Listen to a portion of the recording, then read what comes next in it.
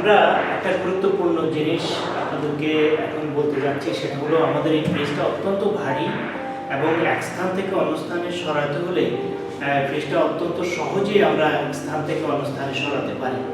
কীভাবে? সেটা হলো আপনারা লক্ষ্য করেন, এই যে ফ্রিজটা সহজে আমি এক স্থান থেকে অন্য স্থানে নিয়ে যাচ্ছি, তার প্রকৃত কারণ হলো নিচে 4টা চাকা এবং 4টা অ্যাডজাস্টেবল ফুট রয়েছে, 4টা পা এবং 4টা বেয়ারিং রুল, 4টা চাকা রয়েছে।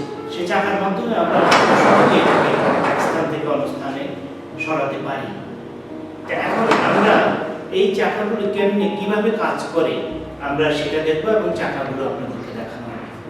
আমরা একটু আগে আপনাদেরকে বলেছিলাম যে আমাদের ফ্রিজটার নিচে 4টা অ্যাডজাস্টেবল ফুট এবং 4টি চাকা রয়েছে, যাকে ইংরেজিতে বেয়ারিং রুল বলা হয়। এই বেয়ারিং রুলের সাহায্যে, এটাকে বেয়ারিং রুল আর এটা হলো অ্যাডজাস্টেবল ফুট।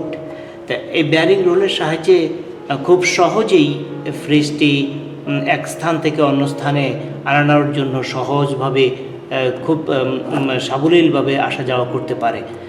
আর অ্যাডজাস্টেবল ফুট যেটা, এইটাকে বলা হয় অ্যাডজাস্টেবল ফুট। এই ফুটের সাহায্যে আমরা সরাসরি যে জায়গায় আমরা ফ্রিজটাকে রাখবো সে জায়গায় আমরা একদম শক্তভাবে রেখে দিতে পারি।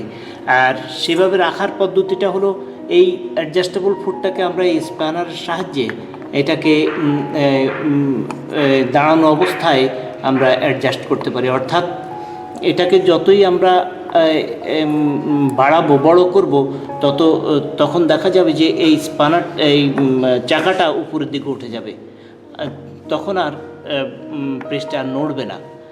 আর যখনই এটা আরও উপরের দিকে উঠাবো, তখন আবার এটা মাটির সাথে লেগে গেলে তখন আমরা এক স্থান থেকে অন্য স্থানে সহজে নিতে পারবো। তো সেই জন্য এই স্পানার সাহায্যেই এই অ্যাডজাস্টেবল ফুটটাকে আমরা ইউজ করব বা ব্যবহার করব, এছাড়া আর কোনো রাস্তা নেই। সেই জন্য এই জিনিসটা আপনাদের প্রত্যেকের ফ্রিজের সাথে এরকম একটা জিনিস রয়েছে, এই স্পানার রয়েছে। এই স্পানারটাকে খুব যত্ন করে রাখবেন।